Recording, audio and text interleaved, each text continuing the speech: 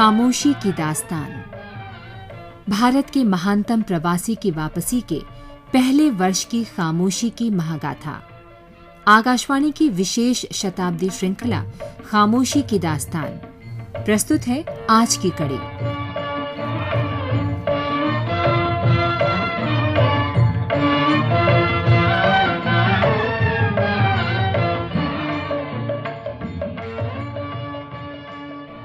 काठियावाड़ में परिवार के साथ और बाद में आश्रम के लिए जमीन तलाश करते हुए अहमदाबाद में गांधी ने कुल 19 दिन गुजरात में बिताए, 16 जनवरी से 4 फरवरी तक।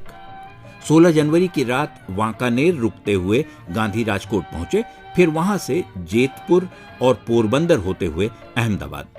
अपने बड़े भाई लक्ष्मीदास गांधी के निधन के बाद परिवार के सदस्यों से गांधी की ये पहली मुलाकात थी।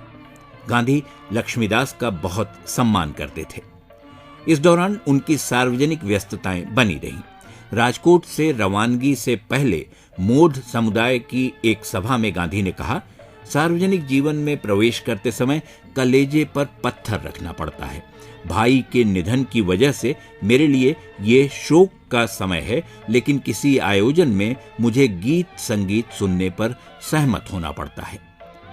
दरबारगढ़ में गांधी ने हिंदू मुस्लिम एकता का सवाल उठाया।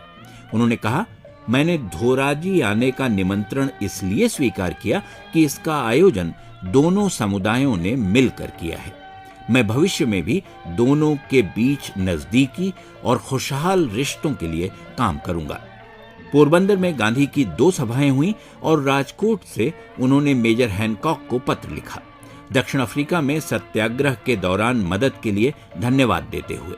एक पत्र भावनगर के व्यापारी समुदाय के प्रतिनिधि प्रभुदास भगवानदास को भी उसी दिन रवाना किया।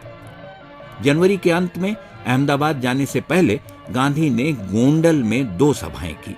गोंडल की एक सभा के हवाले से 1 फरवरी को बॉम्बे क्रॉनिकल में खबर छपी कि गांधी सौराष्ट्र के आसपास एक संस्था स्थापित करना चाहते हैं। ये गांधी के आश्रम का पहला सार्वजनिक उल्लेख था।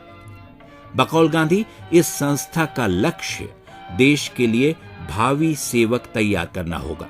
संस्था में नई पीढ़ी को जीवन में सादगी, सच्चाई और ब्रह्मचर्य के सिद्धांतों के अनुरूप प्रशिक्षित किया जाएगा, जो राष्ट्र सेवकों का अनिवार्य गुण होना चाहिए।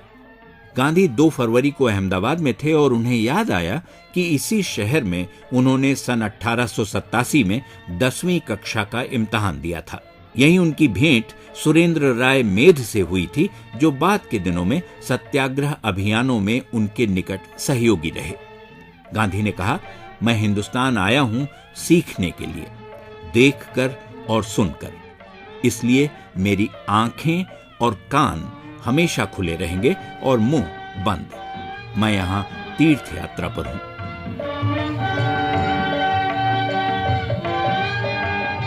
खामोशी की दास्तान, भारत के महानतम प्रवासी की वापसी के पहले वर्ष की खामोशी की महागाथा।